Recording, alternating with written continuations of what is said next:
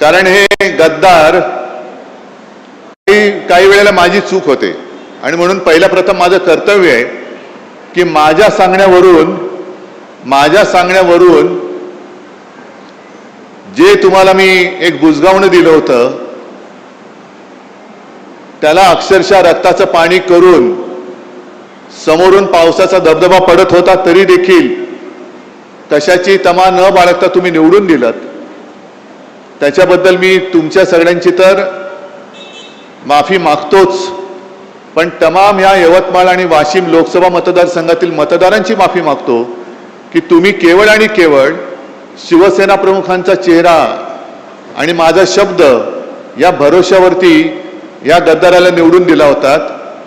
पण आपण त्याला मतदान करताना बोटाला काळी शाई लावलीच,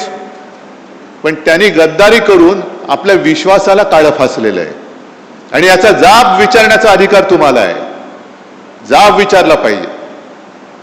शेवटी गद्दारांच्या कळपात गेला. आता गद्दारांचा कळप म्हणजे काय की 3-4 वर्षापूर्वी गद्दार शिरोमणी जो बसला तिकडे मिंदे, त्यांनी 40 आमदार फोडले आणि या विदर्भामध्ये जेव्हा बैल पोळा होता तेव्हा त्या बैलांवरती लिहिलं होतं 50